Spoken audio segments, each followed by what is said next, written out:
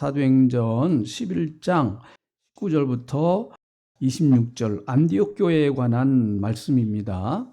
그때 스데반의 일로 일어난 환란으로 말미암아 흩어진 자들이 베니게와 구브로와 안디옥까지 이르러 유대인에게만 말씀을 전하는데 그 중에 구브로와 구레네 몇 사람이 안디옥에 이르러 헬라인에게도 말하여 주 예수를 전파하니 주의 손이 그들과 함께 하심에 수많은 사람이 믿고 주께 돌아오더라.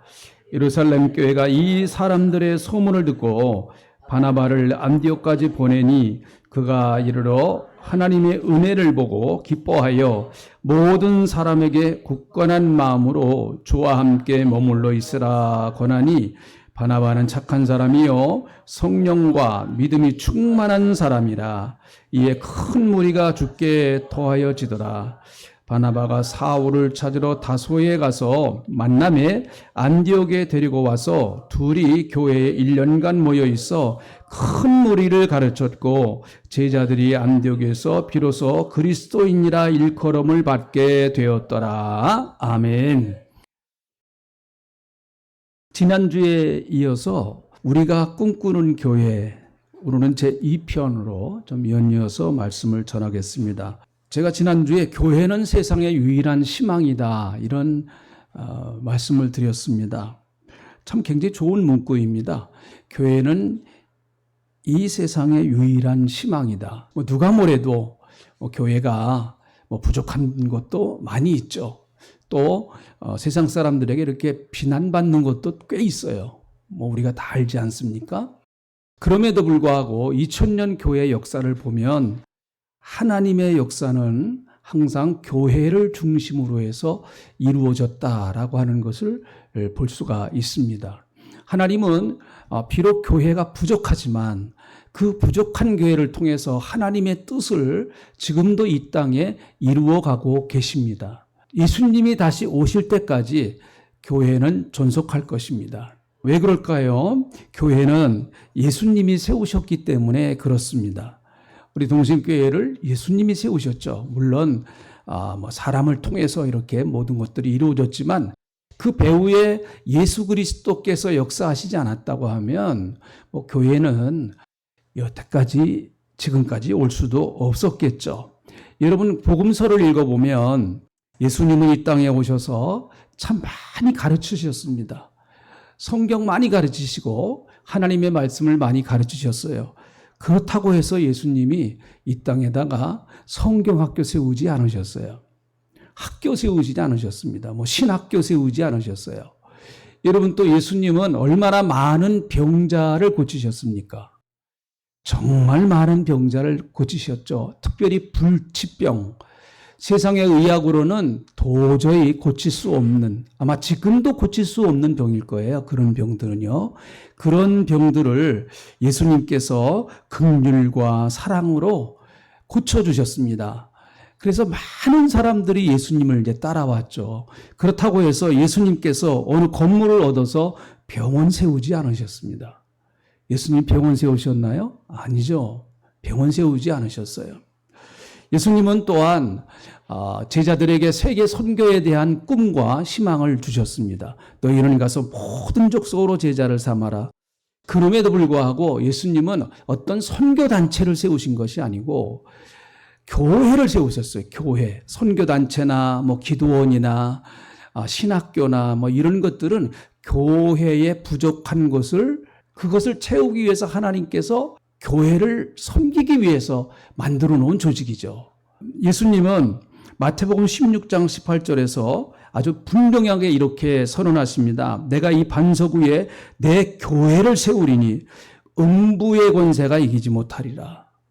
내가 이 반석 위에 내 교회를 세우리니 예수님 말씀하셨어요. 교회는 누구의 것입니까? 예수님의 것이에요. 그래서 예수님이 지키시는 것이죠.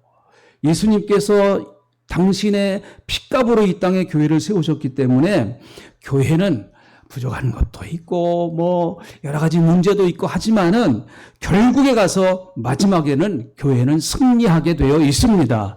우리가 승리하는 것이 아니고 예수님이 이미 승리해 놓으셨기 때문에 우리는 그 믿음을 가지고 승리를 하게 되는 것이죠.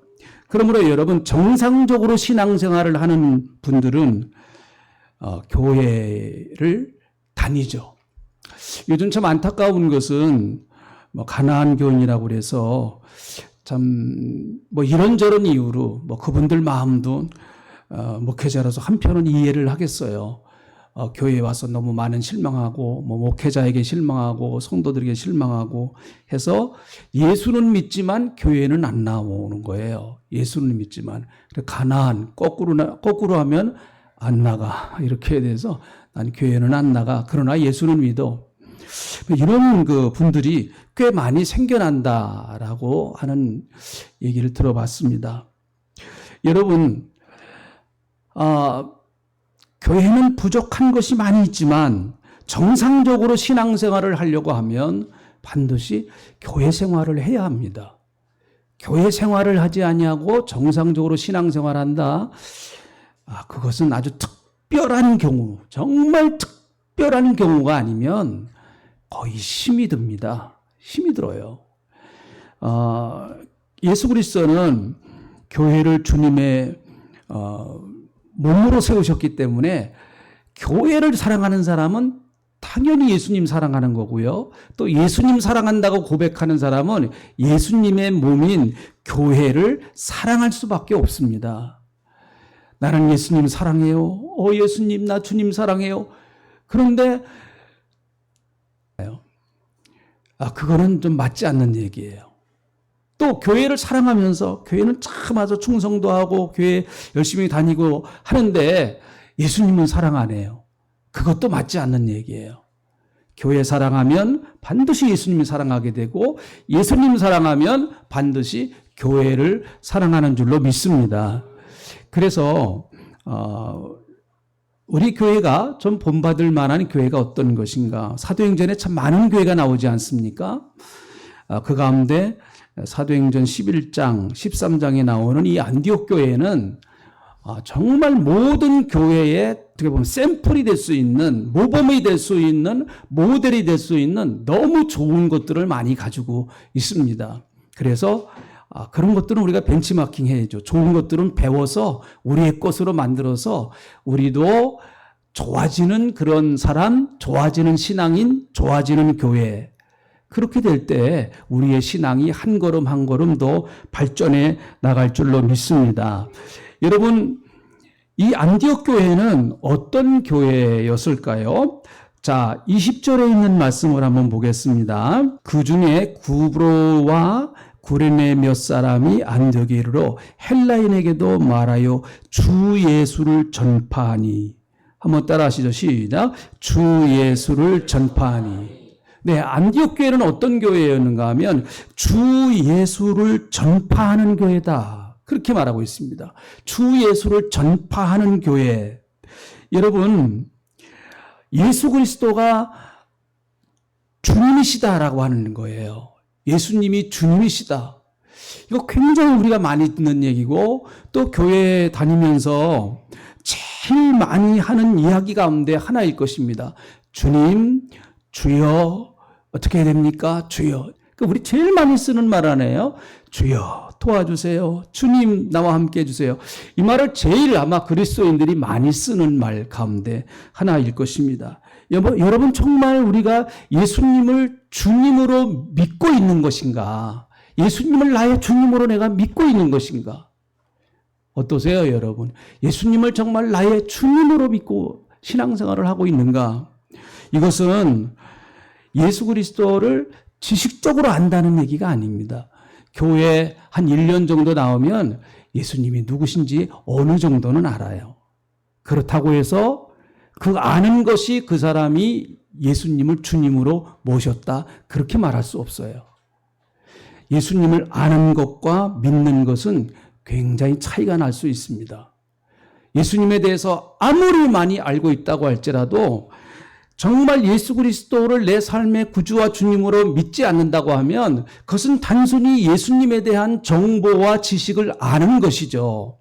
여태까지 목회하면서 제일 고민했던 문제가 그거예요. 우리 교인들 가운데 그냥 종교적으로, 지식적으로, 그저 습관적으로 교회를 나오는 사람이 있으면 어떻게 할까?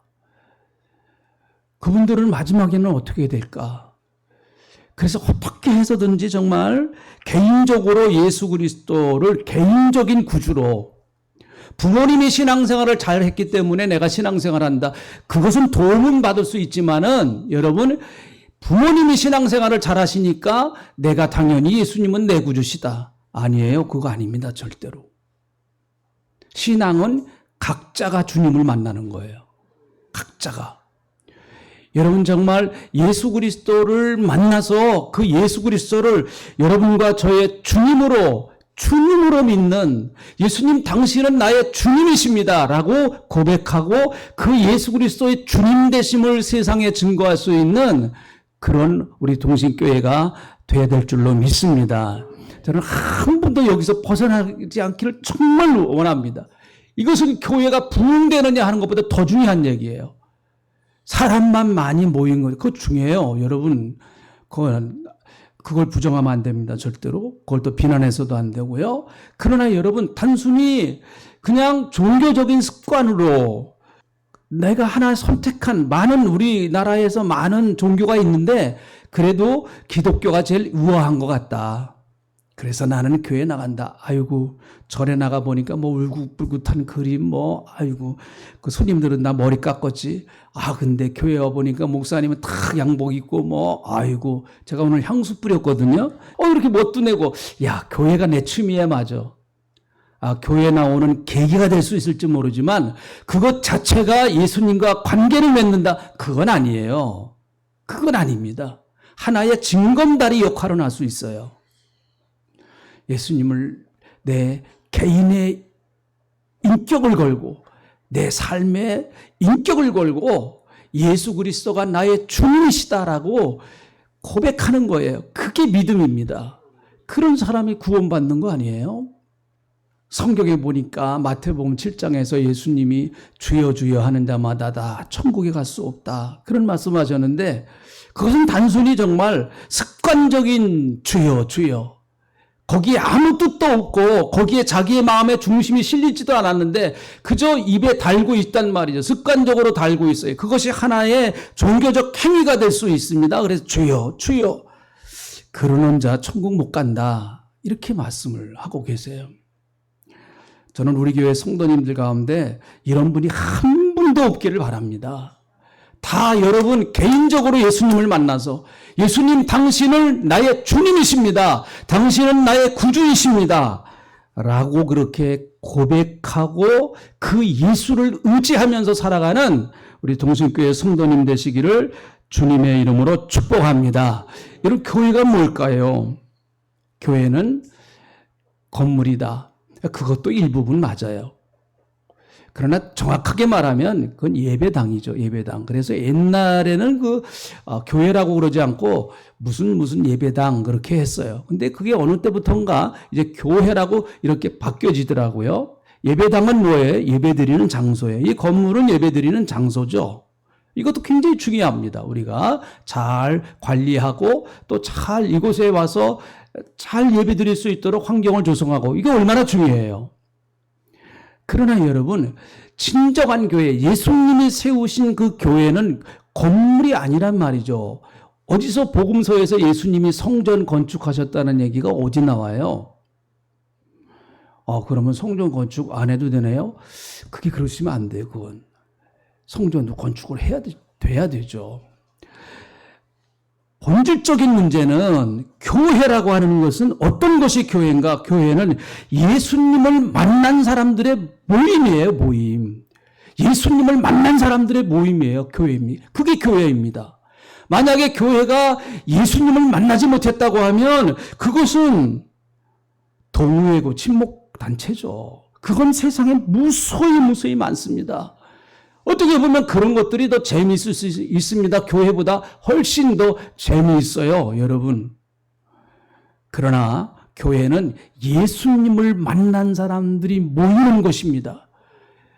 그것이 교회입니다. 이런 공동체, 예수님을 만난 사람들이 모여있는 공동체, 그래서 예수를 나의 구주와 주님이라고 고백하는 공동체, 그래서 세상을 향해서 예수는 우리의 주님이십니다라고 그렇게 전하는 교회, 그 교회가 살아있는 교회 아니겠습니까? 여러분, 우리 교회는 오직 예수님이 주님이십니다. 할렐루야. 다면하시죠. 아멘. 예수 그리스도가 주인이십니다. 예수님이 주님이십니다. 그 고백을 하는 사람들이 모인 무리란 말이죠. 그것이 정확하게만 된다고 하면 교회는 다른 거 안 해도 괜찮아요. 예수님이 주님이세요. 내 삶의 주님이십니다. 이것만 우리가 정확하게 고백하고 예수님을 내 삶의 주인으로 모시고 산다고 하면 다른 거 아무것도 안 해도 괜찮아요. 그런데 아무것도 안 할 수가 없어요. 아무것도 안 할 수가 없습니다. 그렇게 되면요, 삶이 변화되고 삶이 새로워지고 오직 정말 살아계신 예수님을 체험한 자들이 만나서 예수만 자랑하고 예수만 전하는 그런 교회, 우리가 함께 꿈꾸는 교회, 이런 교회를 우리가 참 꿈꿨으면 좋겠습니다. 저도 꿈을 꾸고 여러분도 꿈을 꾸고 우리 교회는 오직 예수 그리스도가 충만한 교회. 할렐루야. 예수님을 높여드리고 예수님이 일하시게 하시는 교회, 예수 그리스도께서 일하시는 것들을 우리가 체험하는, 비록 일은 내가 하지만 이거는 주님이 하셨다. 열심히 내가 봉사하지만 이것은 주님이 하셨어. 그것을 실제적으로 내 삶 속에 내가 신앙생활하면서 교회 생활을 하면서 체험할 수 있는 그런 신앙, 그게 살아있는 신앙이 아니겠습니까? 예수님은 우리의 주님이십니다. 자, 믿으세요. 할렐루야. 예수님은 우리의 주님이세요. 그 사람이 그리스도인이에요. 그 사람이 예수 믿는 사람입니다. 바로 안디옥 교회는 예수 그리스도가 주 예수를 전파했다. 예수님의 주님 되심을 전파하는 그런 교회였습니다. 두 번째는 이 안디옥 교회는요. 자, 23절에 있는 말씀을 한번 보겠습니다. 같이 읽어봅니다. 시작. 그가 이르러 하나님의 은혜를 보고 기뻐하여 모든 사람에게 굳건한 마음으로 주와 함께 머물러 있으라 권하니. 안디옥 교회가 이렇게 부흥된다고 하는 이야기를 예루살렘 교회가 듣고 바나바를 대표자로, 바나바도 사도입니다. 대표자로 그렇게 보냈습니다. 그래서 바나바가 예루살렘 교회를 대표해서 도대체 안디옥 교회가 어떻게 무슨 일이 일어나길래 이렇게 안디옥 교회가 많은 사람들이 예수를 믿고 주님 앞으로 돌아오는가. 이제 가봤습니다. 혹시 이단이 아닌가 이제 그런 것도 확인하기 위해서 가봤는데 여러분 23절에 보니까 그가 바나바예요. 바나바가 이르렀을 때 하나님의 은혜를 보고 기뻐했다. 하나님의 은혜를 보고 기뻐했다. 하나님의 은혜가 넘치는 것을 보고 바나바가 너무너무 기뻐했어요. 하나님 감사합니다. 이 안디옥 교회가 정말 하나님의 은혜로 넘치는 것을 감사합니다. 그렇게 말하고 있습니다. 그런데요, 도대체 은혜가 무슨 모습이기에 은혜를 봐요? 은혜가 눈에 보여요? 애매하죠? 대답하기가. 은혜가 눈에 보입니까? 근데 바나바는 하나님의 은혜를 봤다 이렇게 얘기를 합니다. 보고 기뻐했다 이렇게 얘기를 합니다. 사실 여러분, 은혜는 눈에 안 보이죠. 오늘 내가 은혜 받았습니다. 그렇게 하는 분도 계실 거예요. 근데 은혜가 눈에 보이나요? 그러나 은혜 받은 현상은 나타납니다. 은혜 받은 현상은 나타나요. 한번 따라합시다. 은혜 받은 현상은 나타난다. 그걸 본 거예요. 은혜 받은 사람들이 어떻게 살아가는가, 어떤 현상이 나타나는가, 그걸 보고 기뻐하는 거예요. 정말 이런 은혜 받은 사람들의 현상이 좀 우리 교회에 많이 나타났으면 좋겠어요. 집사님, 지난주에 하나님이 날 이렇게 도와주셨어요. 내가 이렇게 어려운데 하나님이 이렇게 나를 붙들어 주시고 이렇게 나에게 은혜를 베풀어 주셨어요. 그런 모습이 보여지는 거예요. 그런 모습이 보여지는 겁니다. 집사님 나 어려운 거 알지? 나 어려워도 이렇게 교회 나왔어. 그 모습이 은혜스러운 모습 아니에요? 그 모습을 보는 거란 말이죠. 그래서 은혜를 받으면 나타나는 현상이 있습니다. 그것이 23절에 보니까 기뻐했다고 말해요. 은혜를 보고 기뻐했다. 여러분, 은혜 받으면 기뻐하고 감사합니다. 은혜 받으면 하늘에서 오는 기쁨과 평화가 내게 넘치는 것이죠. 하늘에서 오는 기쁨이 와요. 이것은 내가 지금 처해 있는 환경과 전혀 상관이 없는 거예요. 세상의 기쁨이라고 하는 것은 환경이 좋으면 기뻐하죠. 환경이 어려우면은 마음이 힘들죠. 기뻐할 수가 없습니다. 이런 것들은 세상이 주는 것이라고 볼 수 있습니다. 그런데 은혜가 주는, 하나님이 주시는 은혜 안에서의 기쁨은 그런 것들을 초월해버려요. 여러분, 내일 당장 부도가 나는데도 오늘 기쁜데 어떻게 해요? 네? 그 남들이 보면 미친놈이라 그래. 저런데 부도가 나는데 뭐가 좋다고 싱글싱글 웃고 다니나. 아, 뭐야, 편하네. 내가 그런 걸 어떻게 해요? 내가 그런 걸? 은혜 받으면 반드시 기쁨이 옵니다. 은혜 받으면. 이 카리스라는 말 자체가 은혜라면, 이 기쁨이라는 것과 같은 의미예요. 기쁨. 은혜 받으면 반드시 하나님이 주시는 기쁨이 찾아옵니다. 그래서 감사할 수밖에 없어요. 사랑하는 성도 여러분, 여러분의 은혜의 척도를 재보려고 하면 여러분들이 한 주간 동안 얼마나 하나님 앞에 감사하고 기뻐했는가, 그걸 보면 알 수가 있단 말이죠. 코가 석자나 빠져가지고 한 주간 동안 마귀에게 끌려다녀가지고 걱정에 끌려다니고 염려에 끌려다니고 근심에 끌려다니고, 여러분 다 그런 거죠. 오늘 그냥 잘라버리세요 좀. 맨날 그냥 코 껴가지고 그냥. 은혜 받아야 기뻐할 수 있습니다. 은혜 받아야. 누가 뭐래도 은혜 받으면 나는 기쁜 거예요. 은혜 받으면 나는 좋은 거예요. 그래서 은혜를 받으면 세상이 아름다워 보여요. 동일한 날, 어저께와 똑같은 날입니다. 어저께 똑같은 사람 만났습니다. 교회도 그래요. 1년 365일, 52주. 배는 분들 또 배고, 배는 분들 또 배고, 했던 찬송 또 하고, 했던 찬송 또 하고, 설교, 똑같은 내용, 설교 듣고, 여기는 우리 교인 성도님들 가운데는요, 제 설교를 30년 이상 들으신 분들이 계세요. 그러니 제가 뭘 새로운 것이, 헤아린 새 것이 없다고 그랬는데, 30년 했으면은 다 긁어먹었어요. 뭐가 더 나옵니까, 사실은. 그러나 은혜를 받으면 새로워져요. 할렐루야. 아름다워집니다. 은혜를 받고 세상을 보면 살만해요. 은혜를 받고 세상 사람들을 보면 아름다워 보이고 사랑스러워 보이고 그렇습니다. 그래서 저도 하나님 앞에 간절히 기도합니다. 하나님, 저에게 은혜가 고갈되지 않도록 하나님 도와주세요. 은혜가 고갈되면 목회가 힘들어요. 목회를 억지로 하는 거예요.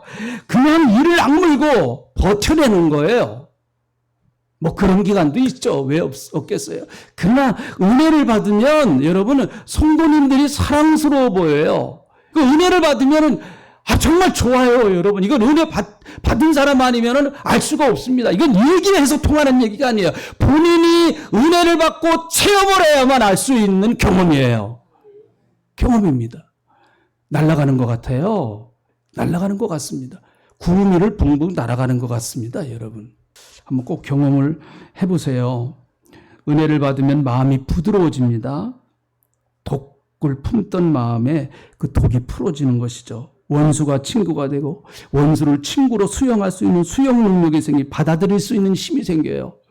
여러분 참 이게 귀하다고 봅니다. 특별히 여러분 우리가 사람과 사람과의 관계에서 상대방을 받아들일 수 있는 능력이 참 귀하다고 봐요. 저 인간은 도저히 안 된다. 그래요. 안 되는 인간이 있어요. 그러나 은혜를 받으면 그 사람조차도 받아들일 수 있는 힘이 내게서 생기는 거예요. 아마 여러분 경험해 보신 분들 있으실 거예요.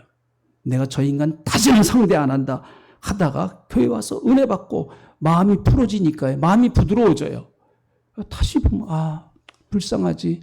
얼마나 힘들면 저렇게 악을 쓰고 살까. 아이고 참 안타깝다.